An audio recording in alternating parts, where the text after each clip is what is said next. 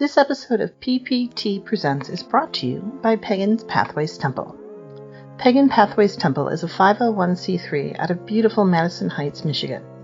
We offer classes, both online and in person, community outreach, ritual space, and a library available to our members. To find out more, or to become a member, please go to paganpathwaystemple.org or patreon.com/paganpathwaystemple. Pagan Pathways Temple, growing in the old ways where all paths are open. This PPT Presents broadcast is brought to you by TechWitch Detroit. TechWitch Detroit for all your IT needs. Please visit us on the web at techwitchdetroit.com. TechWitch Detroit, we can help.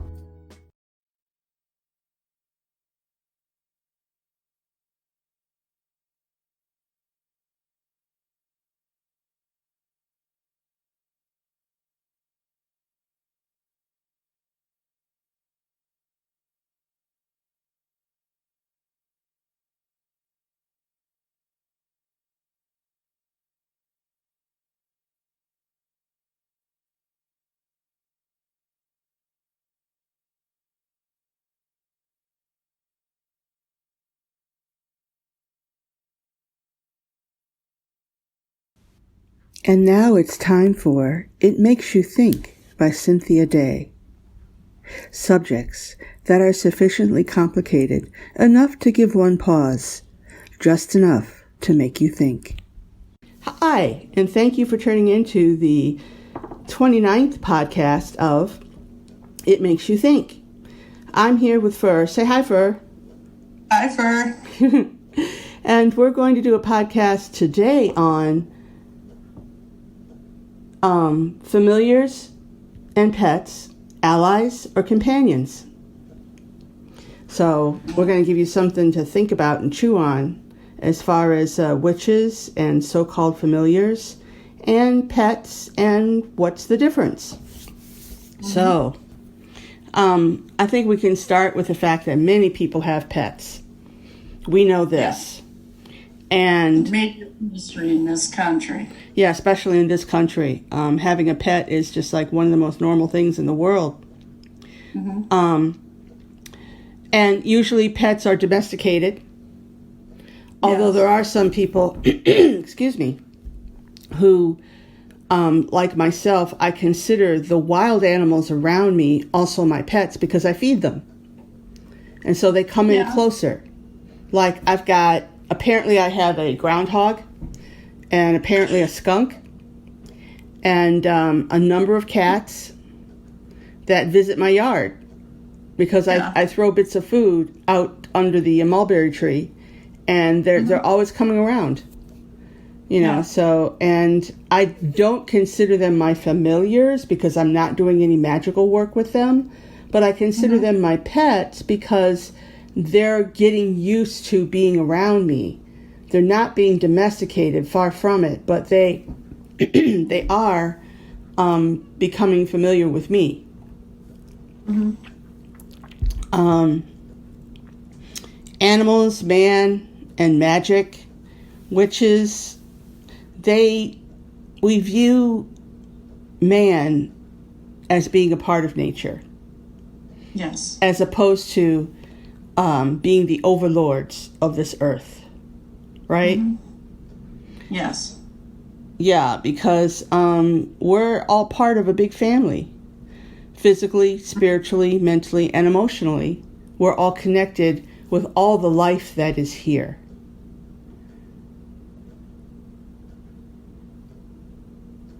Yeah, and just as much as you might have a garden, or ways to interact with nature through plants and stuff, you're going to have ways to interact with animals, and familiars will be more of companions instead of pets. I don't know. To me, sometimes I don't like to consider familiars as a pet. It just doesn't. I will teach them enough to get along as in like I don't want them to pee on the carpet. I don't want them to do things that will, harm the household or, interfere too much. But I like to leave them as much in their natural state as possible. Mm-hmm. It's just me. I'm just that way, and that's how I kind of discern between a pet and a familiar. Yeah, I can see that you want to retain the natural aspects of the animal as much as possible. As much as possible. Yep. Well, there are others that try to institute what I like to call an instant rapport with animals. And sometimes you have that, and it seems like an animal has selected you. Like you've got a group of kittens, and one out of this group of kittens locks onto your eyes or comes over to you and starts treating you as if you're another cat. Well, that cat has just chosen you, and some people would say, that's what happened to me. Yeah, that's what happened to you and Merlin, the name of your cat? Yeah. He was my familiar for about 10 years. 10 years, that's a long time for a cat. Mm-hmm. Yeah. And some people say that that's just anthropomorphizing an animal, trying to say that it's got feelings for you or whatever. But, there's been studies that show that cats have the same type of area in their brain and percentage of area in their brain for emotions as humans do. So it sort of stands to reason that you can have an emotional attachment with a pet. And it doesn't have to be anthropomorphic. It can be what it is. And oftentimes it is. Because the animal will adapt to your habits and will habituate to you. And you will have a communication with that animal that you won't have with others. And a lot of people will refer to that animal as a familiar. But when you get to what familiars were supposed to actually mean, there's a lot of talk about it. But I found this book called The Witch's Familiar: Spiritual Partnerships for Successful Magic by Raven Grimazzi. And in all seriousness, she's very serious about what you call a familiar and what you call a pet. Because in her book, she pretty much states that a familiar is actually a spirit from the other world that comes and inhabits an animal.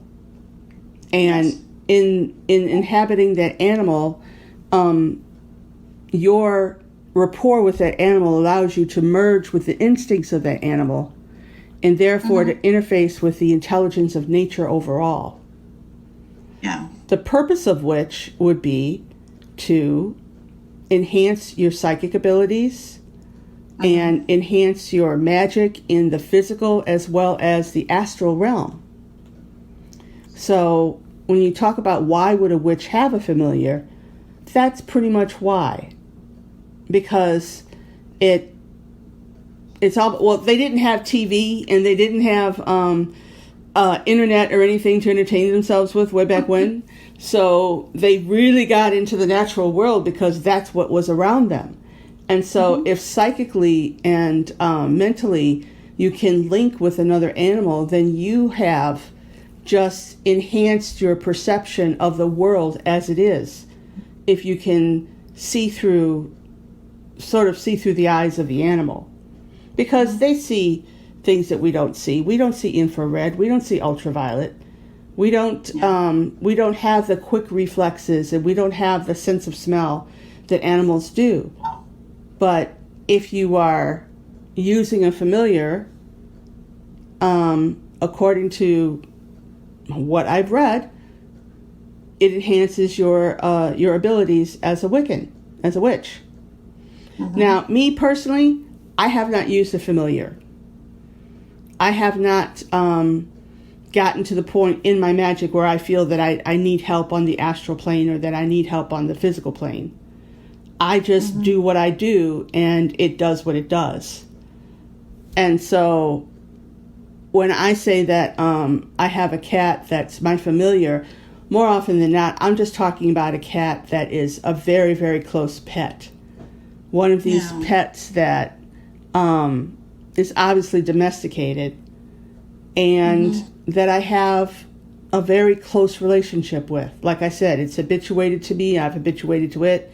We have our own understanding, and in a sense, we have our own language. I like to call it what it's called mama ease. You know, when you hear kitty kitty and oh cutie pie, you know, all these little words that we have that we say in repetition, that repetition actually gets it into the animal's head that, oh, well, when she says this means food. When she says this means, you know, water. Or when she says this means, oh, we're going to bed now. You know, and so, it's conditioning response. But it's not always that, I don't know, it was more than just using the familiar to, what do you call it, to perform magic. It's like we drew to each other, and it's kind of hard, and it sounds outlandish to some people. They look at me kind of funny, but at that time, my grandmother passed away, and she was on the down low. She was a practicing witch, but she didn't make it known very well that, and she gave me her tarot cards when she passed away. She gave them to me before she did. And within like 6 months after her passing, I come across a barn cat. My mom had a litter of barn cats, and Merlin really took to me, one of her cats, and I just took him in, and I really do feel that it was kind of like part of my grandmother watching over me. And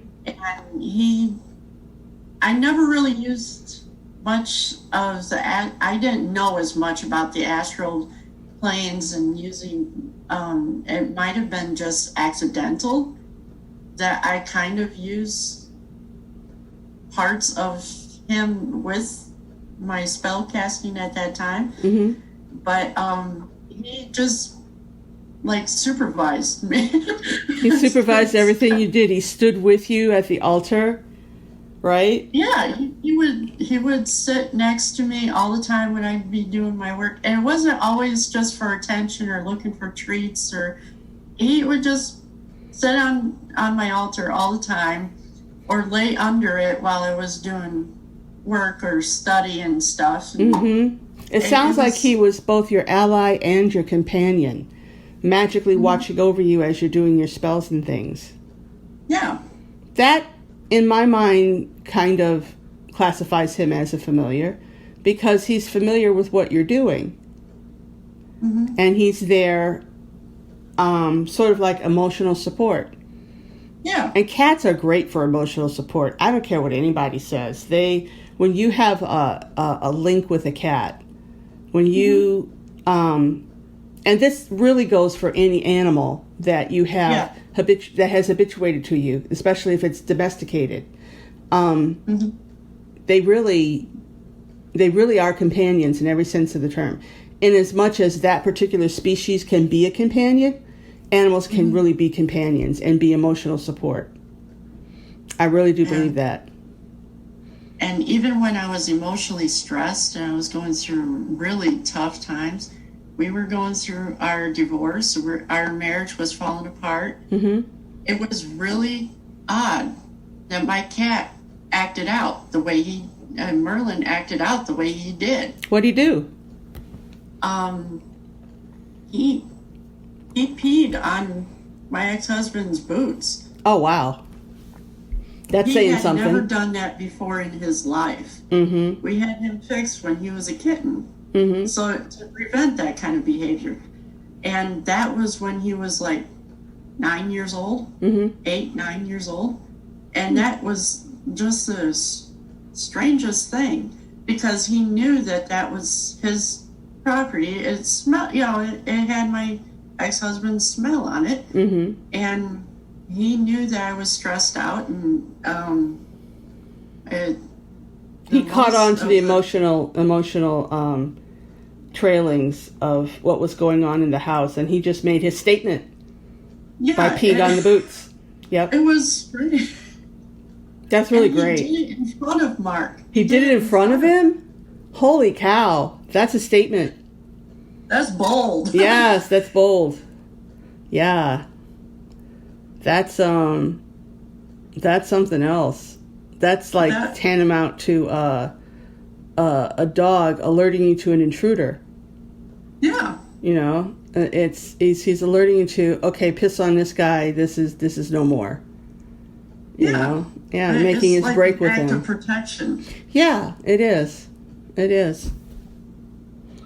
But familiars don't necessarily have to be domesticated. That's true. They can be wild. Mm-hmm. And oftentimes, from what I've understood, wild animals make great familiars because they have the ability to go places where we can't. Especially when, if you're, and I'm imagining, I've done remote viewing, and I've had lucid dreaming, and I've had a number of clairvoyant experiences in my life.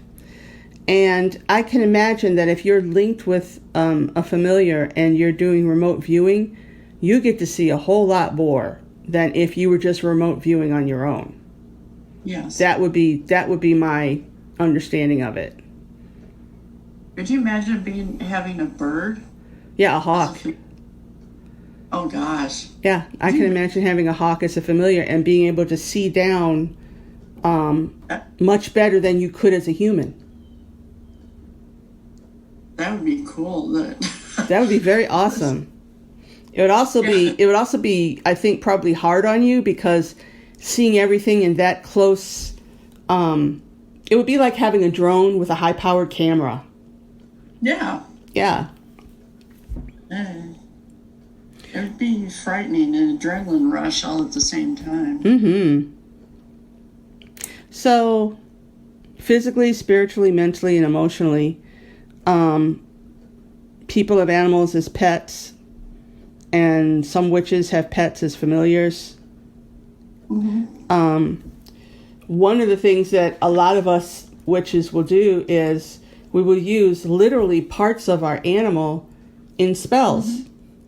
I collect all the cat whiskers, and you have to have an eye for when a cat has dropped a whisker, because I don't take a whisker off a cat. No, I find them around the house, and I have about 30 of them in a pin cushion. Yeah. And that's a little. What?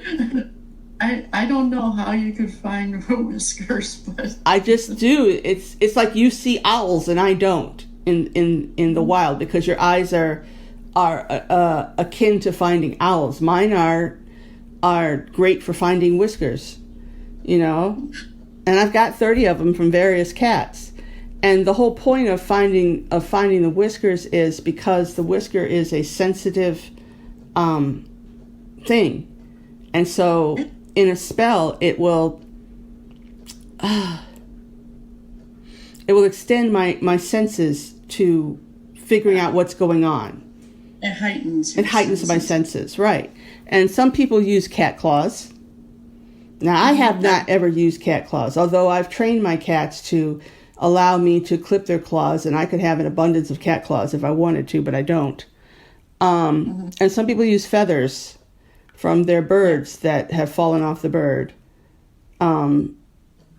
for flight and for, I think, mental imagery and things like that. I've heard of them being used for freedom, too. Mm-hmm. And enhance, like birth or something, birth of freedom or flight, and stuff of that nature. Yeah. And when you were telling me about what hunters do with deer antlers. Mm-hmm. Well, you can't specify which deer the antlers come from, but if you're really drawn to deer as a species, yeah, a lot of times you can draw the deer to you. Yeah, you can draw deer towards you, because when you find a set of antlers, or just one or another, and you rattle them together, and especially in the fall and winter when they're breeding, the mating season, yeah, you will draw deer towards you, because when deer hear two males fighting, and they will be drawn to it, for especially the females, the does, they will be drawn to it because they're looking for a mate. They're looking for that alpha to win. Yeah, they want to know the strongest male, and sometimes another male, especially the bigger deer, the bigger males, will come and try to dominate over whoever wins that fight. And it can just go on and on from there. But the point is that if you want to draw if you want to draw a deer near you in the fall and winter, you get a couple of the antlers and you clack them together like they're fighting. Yeah. And then you can draw a deer to you. I think that's really cool. Trick. It's a what? It's a classic hunting hack or trick. Ah, okay. A lot of hunters use that over the years. And in some cases, you can go to like some of the hunting sporting goods stores and buy antlers. Oh, wow. Just like duck calls or something, you call them. It'll attract them. I tell you how I got my antler. I was traipsing through the woods on Belle Isle here in Detroit. Yeah. We have an island just in the Detroit River where there are a lot of deer trails, and there's roads around it, and lots of sightseeing things on the island. But I would get, being the witchy person I was, I wanted to be off-road. And so I wanted to go back into the forest and into the deer trails and try to commune with the deer. And I was running through the forest, trying to catch up to the deer, and then whomp, something caught my ankle and I fell flat on my face. And I looked, and a deer antler that had been cemented into the ground with mud had caught me by the ankle. And so I was like, oh, wow, I had a deer antler. So that was really good. It hurt when I fell, but I got myself a deer antler, and I still have it to this day. Wow. Yeah, that's how I got it. It fell flat on my face. I remember that very second when I just went over like a cartoon. Whomp. Yep. So yeah, we collect all kinds of things and use them in spells and things. But I kind of collect the whiskers, not because I want to use them in the spell so much, but because I think they're just they're delicate, and I just think I want to save them. It just reminds me of the cats that I've had, the different colored whiskers and everything. I really like them. What's up, Kitty? What do you want? Am I talking too loud for you? Am I waking you up out of your nap, probably? Yeah. But not some more of the reasons or what you can do with familiars, or what purposes or what they might do for you. Like I spoke about before, sometimes they will warn you of impending negative energy. Especially if you're like meditating or you are doing something on the astral plane, and there may be something in your house, some negativity or something. A cat can wake you up right out of your meditation by crossing in front of you or getting on your lap or whatever. Yeah, I've seen them do that. Because they do have heightened awareness. Even just spiritual energy too. It doesn't have to be, on this plane, on the physical plane. Mm-hmm. That's true. And you can be doing a meditation and the mailman may be coming, and a cat will alert you to the fact that, oh, the mailman's coming, or someone's coming to the door and you need to get up out of your meditation. My cat has a very bad habit, Penumbra.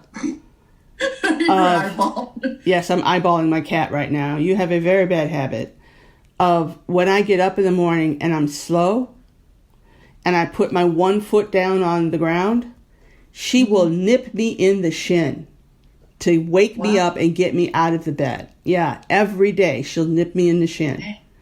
She's like, get out of bed, because I'm usually late getting out of bed, and because she knows I'm going to feed her, and then I have to feed my husband, Howard. But that's how my day starts. I get a nip on the shin every day.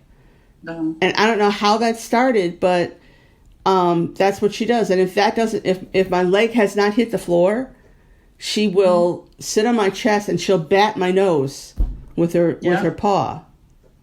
Yeah. Or she'll start licking the side of my face with her tongue. And boy, if that doesn't wake you up, I don't know what will. Those little harsh tongues. Oh my gosh, she wakes me right up out of the sleep. But bat me in the nose too. Yeah, and it's really cute because they sit there and after they've done it, and you start petting them, and you start waking up slowly.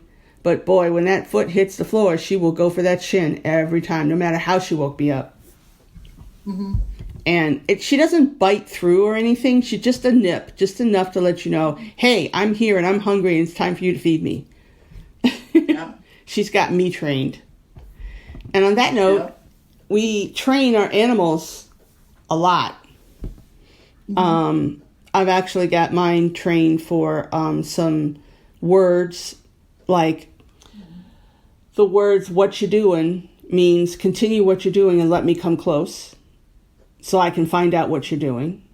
Leave it, which is often used for dogs for when they have something in their mouth that you want them to drop. Yeah. Leave it is one of them. The ubiquitous out, O-U-T, is used to move the cat away from whatever it's near. That means out means off the table. Out means get out of the room. Out means step away from the computer, But out definitely moves them in a specific direction. Yeah. And then there's come here, which means move towards me. And they generally respond well. And one thing that I've found about cats that people don't understand about the difference between cats and dogs. Yes, cats are independent, but they are emotionally dependent when you're giving clues as to what you want them to do, when you're giving them orders. So if a cat has nothing going on emotionally, they'll respond to an order almost immediately. But if they have something going on emotionally, they're going to ignore you. Every time. Yeah. Yep. If my cat's not doing anything and I say, come here, he'll come. But if he's wrapped up in playing with something, or he's just waking up out of a dream or something and he's just like groggy or whatever, he's not going to come right away. But if they're not doing anything, and you have to catch them when they're just sort of like la-di-da, not doing anything, and then you give them a command, they will respond immediately, is what I found. Of course, with the command out, it kind of overrides everything. Because when I say out, especially if I say it twice, they scatter. Because they know that means, uh-oh, we're in trouble. Mm-hmm. Yeah. I never called a cat. I always click my tongue. All cats, any cats. Mm-hmm. And then there's the kitty trill that everybody does. Kitty, kitty, kitty, kitty, kitty, kitty, kitty, kitty, kitty, kitty, kitty, like that. See, that wakes them up. Does that all the time. Oh, yeah? She loves the cats. Mm-hmm. Your daughter, Alexis? Yes. And she wants a cat so bad, but I don't know about that yet. Not just yet. A little older, maybe. Mm-hmm. But, pets are very cool to have around because, like I said, they become, I don't care if it sounds anthropomorphic or not, but pets become a part of you. They become a part of your family, and whether they are working animals like dogs that have jobs like therapy dogs or whatnot, or whether they're emotional support animals, or whether they're just everyday pets that habituate to you and become all but a part of you in your family. They all deserve love, affection, care, everything that we would give a family member, because we are their forever home, Yeah. And that's something for domestic pets anyway, that I really stand by. Now, wild animals, there are some that would say, why are you feeding wild animals? They have to find their own food. They're going to become dependent on you feeding them. Well, I look at it this way. If a wild animal comes up on a what do they call it? A windblown apple or something that comes down off a tree, they've got to find. They've got a special little present. So I throw out special little presents to them, and it just augments everything that they're able to eat. It's not like I have a smorgasbord of food out there for them.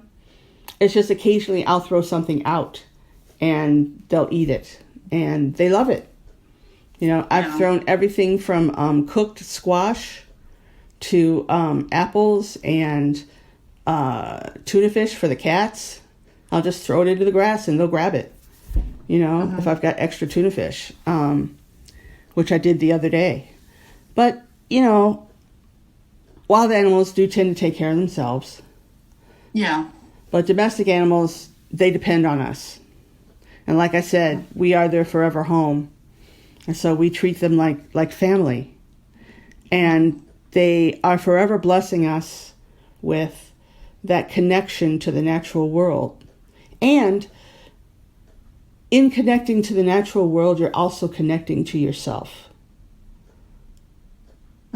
You're also connecting to a bigger aspect of your own collective unconscious of what it is to be human and what it is to be animal when you're connecting with the animals. And we're all brothers and sisters on this earth, whether we're companions or allies, familiars, or just pets. They all deserve love.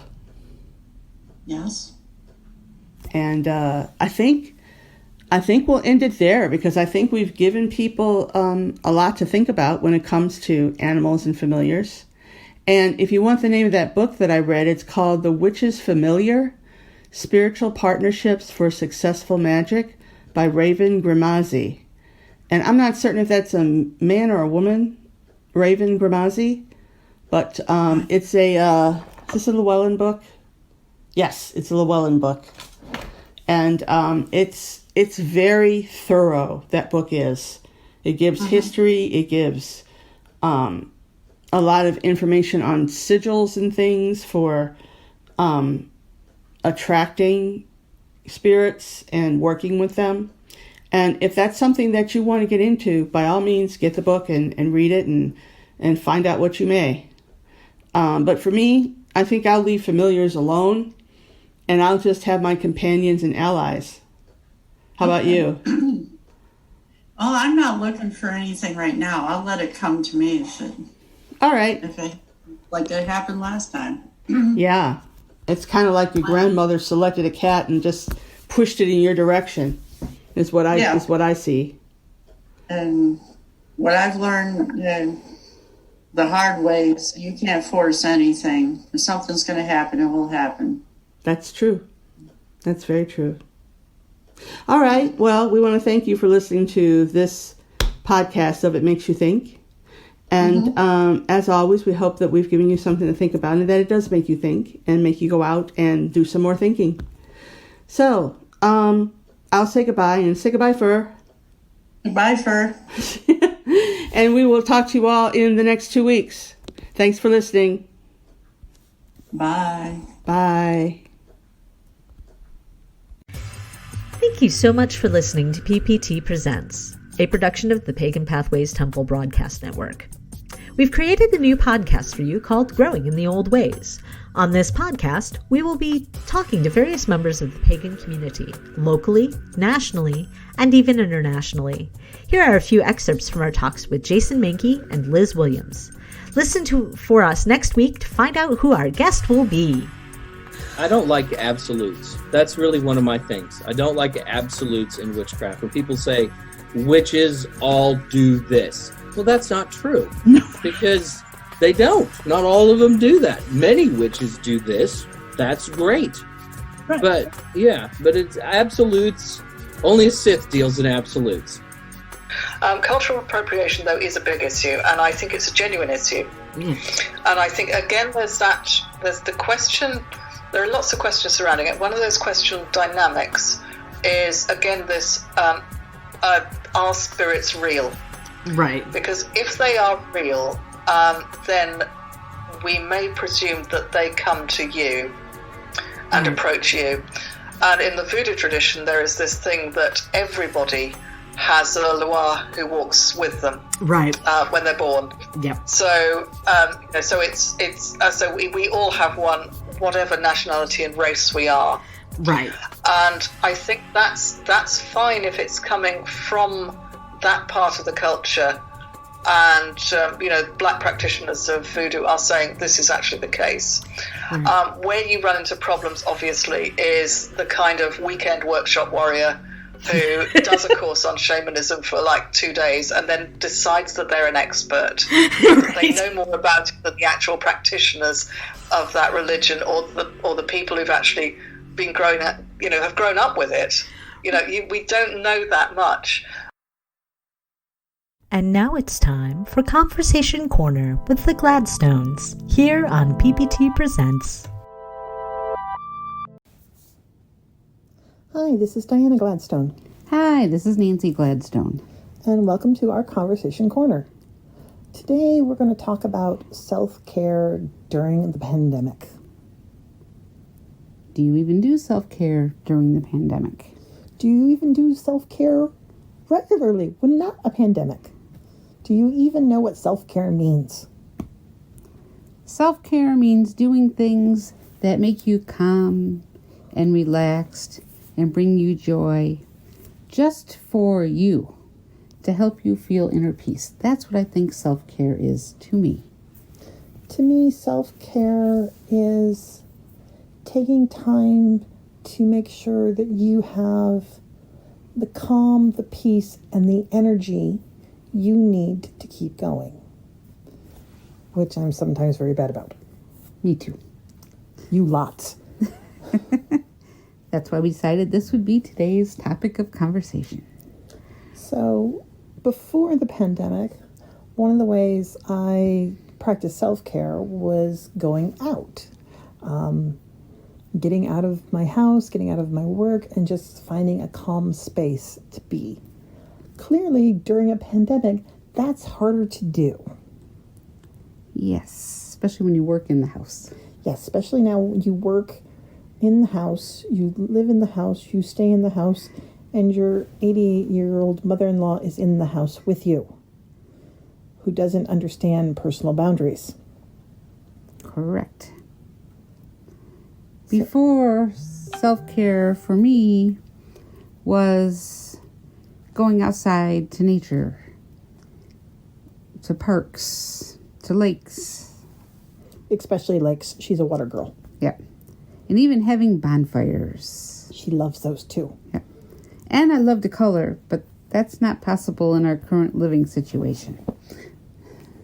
No, she's not allowed to color in the dining room, and there's no space in our bedroom for her to do so. Yeah.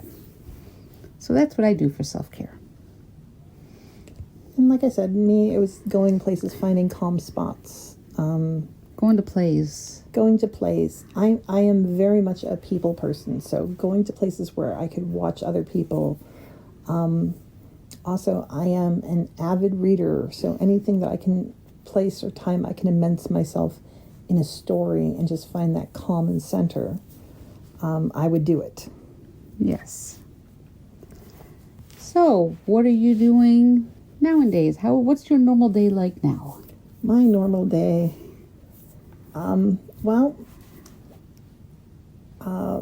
while during the pandemic, I am still working full-time. I'm just working full-time from home. And unfortunately, part of my job requires a whole lot of video conference calls. How much? I average on 4 to 6 hours of conference calls a day, which is very hard on me and time-consuming. It's especially difficult and frustrating when my mother-in-law does not seem to understand the concept of work from home or video conferencing. Now, mind you, I have my own separate little room as my office. It has a door on it. I generally keep the door closed. When I'm on a video conference call, I have a big blue headset on. You cannot possibly mistake that I'm on a conference call. And she has blonde hair. Because this thing is big and blue and bulky with a microphone in front of my face. And yet my mother-in-law, practically every day I work, likes to come to my door, knock on my door, open it a pitch, look at me, see me in my headset, and goes, "Are you in a meeting?" I will nod my head yes, thinking this will make her go, "Oh," and go away. Instead, she comes farther into my office and starts talking to me. She has never once turned around and came back later. And mind you, my mic is so good, my entire work team, or whoever I'm on the call with, now hears the questions and things my mother-in-law is stating to me. So I have to quickly hit mute and unvideo.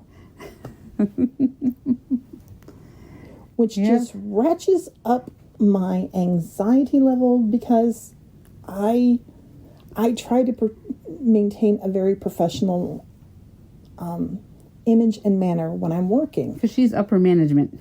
I'm mid-management. Mid-management.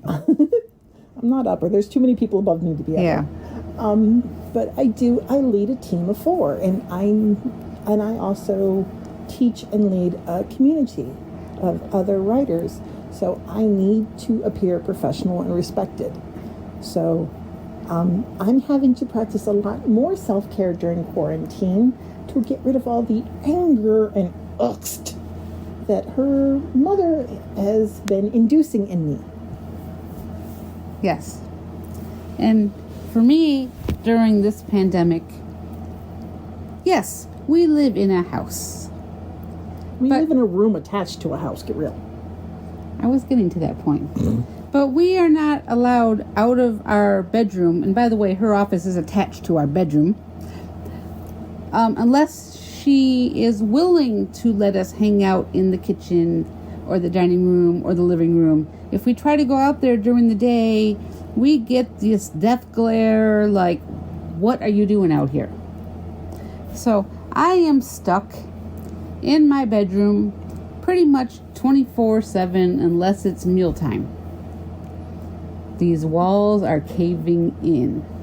You can only do so much TV and so much computer, and it just gets to you. But here's the thing, I'm on furlough. I'm not working. My to-do list is so long every single day. There is even no time for self-care on my to-do list. I've had 3 days since being furloughed that I have nothing to do. My mom has this to-do list for me that's never ending. I keep thinking, oh, today I'm going to get to myself. Tomorrow I'm going to get to myself. And it never happens. It's gotten so bad that Nancy and I have begun to schedule. We now have a daily walk after lunch. Yes. That her and I can go around the block for exercise. This is our venting time. Anyone walking near us or listening to us in our neighborhood, I apologize for the number of F-bombs dropped, but they're the fastest way to get my frustration out. Yes. For a while, my mom was going with us, and we'd go around once with her, drop her off, and then go around again so we could vent. The other thing we've started to do is we schedule ourselves lake days. Yep. Even though, both Nancy and I have had surgery recently, we can't always go in the water. we at least schedule ourselves to go down to be able to sit in the shade, look at the water, be away from this house, and just be in nature's presence. Yes. I'm not physically up to going on our hikes yet. I'm hoping to get there soon. But that's the other thing. We love going up to Kensington to the nature trails. We bring a little bottle of bird feed with us, and we feed the birds, and we feed the chipmunks and the squirrels and anything else that wants to come up next to us. Yes. We even fed a wild turkey once, Yes, we did. and it was fun. They say don't feed the cranes. We never fed the cranes. Yeah, they asked us not to feed the cranes. They didn't say anything about the rest of the wildlife. But so we try to find little ways like that. We've also started, I bought Nancy a fire pit for our backyard. Yeah. And we've started to have our own Little fires. little bonfires. Yes. Mom doesn't like those either. No. But what is great about our bonfires is we have turned them, for any of you who have gone to MPF before, you, I'm sure, remember Jim Two Snake's Peruvian fire rituals. Yeah. Obviously, we don't go through the whole chant and that because I don't remember all of it. I know. And I don't need it for how I practice shamanism. Yes, so no itchy tai omakita. I don't remember Whatever it is. whatevs. But every time we do our own little fire, we do our own little ritual of today I am releasing and Yep. into the fire. Even if it's just talking about what we're releasing. Because as witches, our words have power. And so that's why a lot of our self-care involves verbalizing, because I feel like if I give those emotions words and I speak them out into the world, they leave me. Yes, I believe that too. Because otherwise I just shove the words down farther and farther, and then they just become this bottled up volcano that one day, one too many words is going to make it explode. And she also puts it in the stick she's holding to and then burns the stick Yeah. for added measure. But I'm not allowed to get that close to the fire. She likes to play with it too much. You put sticks in the fire. When she lets me. The important part of marriage is... You're just not allowed to start the fire. The important part of marriage is knowing what your partner will allow you to do and not do. But so, another thing my daughter likes to do for self-care... Okay, I rephrase it. Another thing my daughter does for self-care that she's not exactly fond of is journaling. And I know for me personally, I find it difficult to journal. Me too. I've tried and tried and tried and last 1 day, 2 days, maybe 3 days at a time, and then I'm done. Yeah. For some reason, I can speak it, but I can't seem to write it down. I don't know. One time I tried and I read it the day after and I'm going, man, I'm a whiny bitch. That's what it's supposed to be. I know, but I don't like being a whiny bitch. But so journal if it feels good to you. Pick up an art and craft or a craft if that's what helps you. Like I said, I read a lot. I like to get lost in the book and the storylines. So, whatever you need to do, don't forget to carve off time for yourself. Yeah, I like to do needlepoint, but my mom interrupts me too much and I lose my place. But so even if you only, find an extra 30 minutes at the start or the end of the day, if you're working at home or you're taking care of kids, make sure you carve out 30 minutes for yourself, whether it's during their nap time or after their bedtime or whatever. Hopefully you have a partner there that can help with the kids, and just tag out and say, okay, I'm taking my 30. Yep, I do that with Facebook games. Yep. And that's when you read. Yep. She plays Facebook games, I read. And then we go, okay, we ready back together? All right, here we go. Yep. But so just, as humans, we need to take care of ourselves. You know, the old adage is you can't pour out water from an empty pitcher. And we are the pitchers. We have to make sure we have enough water in for ourselves before we can share it with another. Exactly. So, anything else you want to say, my love? I think I am good. Just everyone take care of themselves. Please. And if you struggle with it, if you need to reach out for help or ideas, as always, feel free to contact Pagan Pathways Temple. We are always here to help. Yep. All right. Blessed be, guys. Have a great week. Blessed be.